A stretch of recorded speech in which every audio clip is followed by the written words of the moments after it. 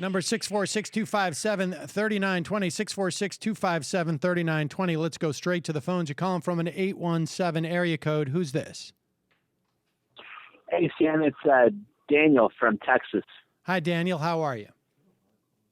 Doing great. It's been a while since I've called in, and just want to mention I really liked what you read there. I just tuned in right as you were talking about the distinction between libertarians and progressives, which I thought was really timely because it seems like that you could boil down every debate between a progressive and a libertarian, in which a libertarian says, "Hey, we agree."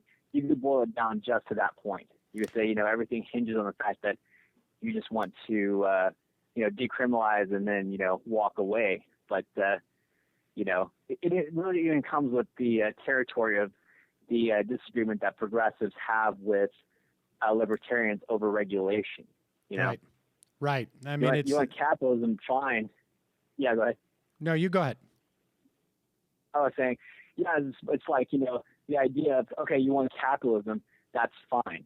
But you have to continue regulating it to make sure that you even the playing field, because it's going to become uneven and you can't just walk away. You've got to make sure that you correct injustices.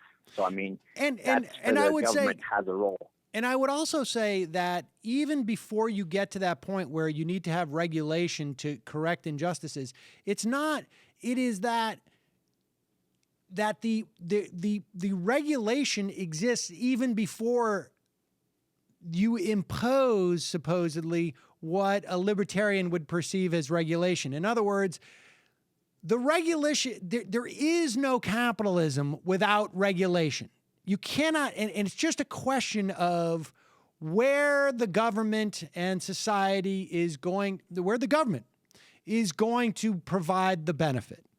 I mean, that is it. So it's not just about the government stepping in to balance out the scales as nature has delineated. It is that as soon as you have that capitalist system, the government has already weighed in on who's going to win. And it's just a question of where they end up doing it. Corporations don't exist in nature any more than a union charter does. And in fact, one could argue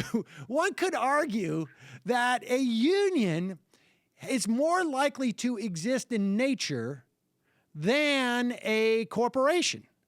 And I because I mean that's what a tribe is, right? And so the fact is neither one of these, in the way that we know them today, exist in nature. And the government sets up the dynamic. Taft-Hartley prevents unions from doing something that seems to me to be a natural right of unions, which is wildcat strikes, strike across industries, et cetera, et cetera.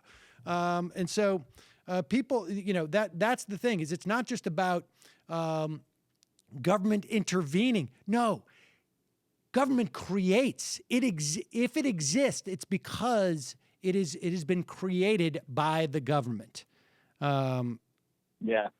I mean, unless, I guess somebody goes to the moon, but I don't know what technology they got there on, unless they somehow developed on, they grew up in a cave in an island in the Pacific, and I developed my own rocket ship there, actually, out of bamboo. Well, hold on one second. So let me take what you're saying with a very practical example. Say I was born in Polynesia by myself. There's this thing called ideal world theory. I wasn't born. I just appeared in Polynesia by myself, and I create a rocket ship, and I go with that rocket. So in your scenario, would I have to give you my rocket ship? Is that what you're saying? Hey. Oh, we got the lines crossed. I'm sorry, I can't hear you too well. But I appreciate the call.